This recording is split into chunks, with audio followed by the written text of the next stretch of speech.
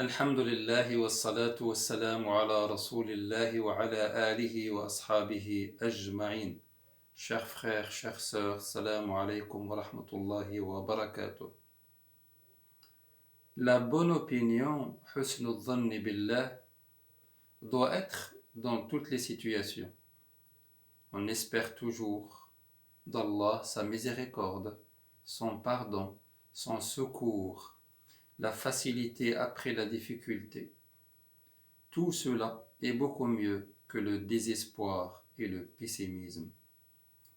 C'est l'espoir qui permet à la personne d'aller vers la vie avec un cœur serein.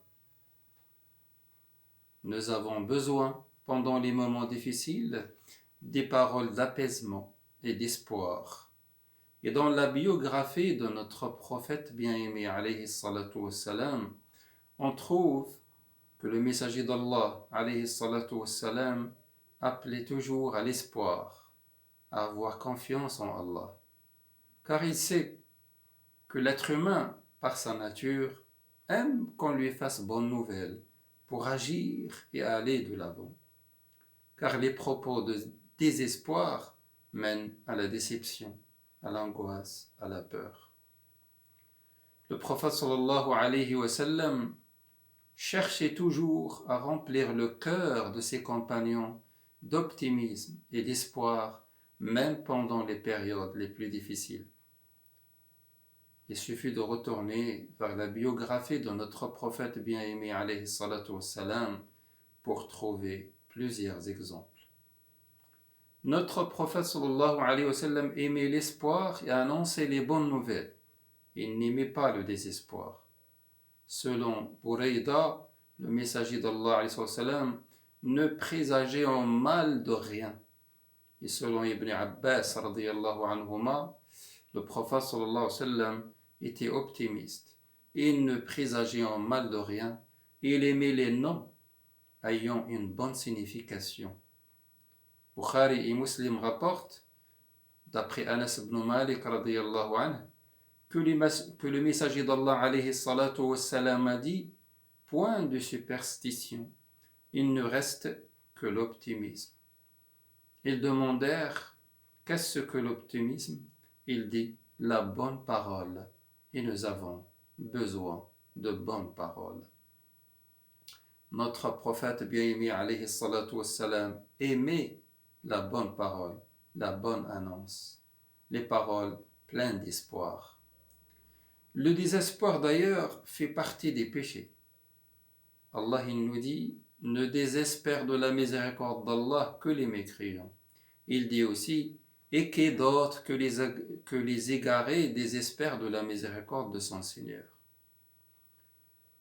Allah montre à travers ces deux versets que le véritable croyant ne désespère jamais de la miséricorde d'Allah subhanahu wa ta'ala. Le véritable croyant attache toujours son espoir à la miséricorde d'Allah, son pardon et sa facilité. Allah il nous dit: dis, ô mes serviteurs qui avez commis des excès à votre propre détriment, ne désespérez pas de la miséricorde d'Allah, car Allah pardonne tous les péchés. C'est lui le pardonneur, le très miséricordieux.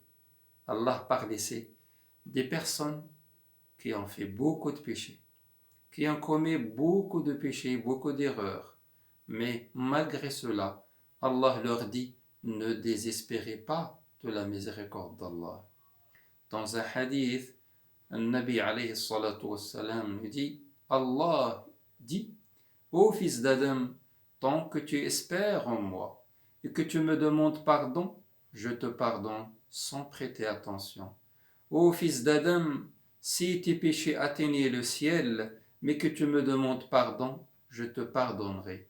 Ô fils d'Adam, si tu venais à moi avec la taille de la terre de péché, mais tu me rencontres sans rien m'associer, je viendrai à toi avec la taille de la terre en pardon. Il dit aussi, Azza wa Jal: je suis selon l'opinion que fait de moi mon serviteur. Ana inda husni dhanni abdi bi. Allahumma arzuqna husna dhanni bika ya rabbal alamin.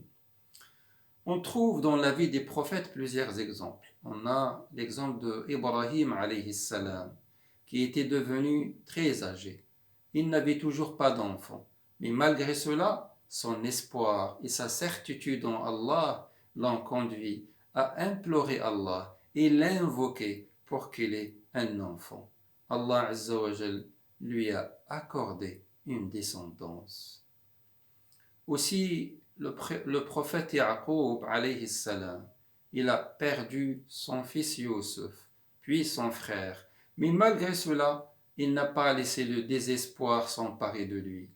Il s'est contenté de dire « Il ne me reste plus qu'une belle patience ». Il a patienté, il a imploré Allah subhanahu wa ta'ala et Allah lui a facilité les choses. Et il a retrouvé ses deux garçons. On peut prendre aussi l'exemple du prophète Ayyub alayhi salam.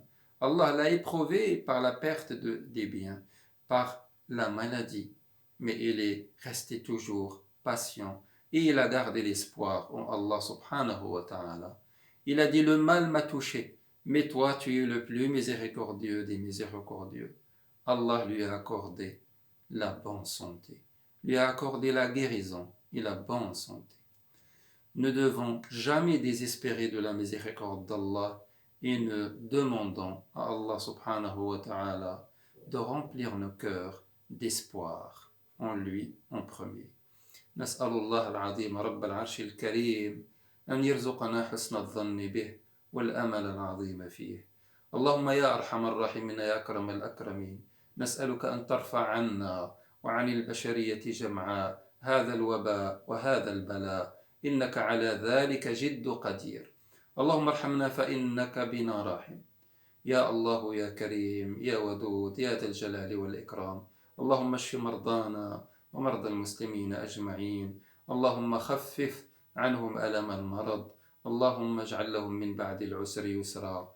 اللهم يا رب احفظنا في أنفسنا واحفظنا في أهالينا واحفظنا في ذرياتنا واحفظنا في إخواننا وأخواتنا أجمعين وأنت خير الحافظين. اللهم الطف بنا فيما جرت به المقادير، يسر يا ميسر يا الله. صل اللهم وسلم وبارك على النبي وعلى آله وأصحابه أجمعين. الحمد لله رب العالمين.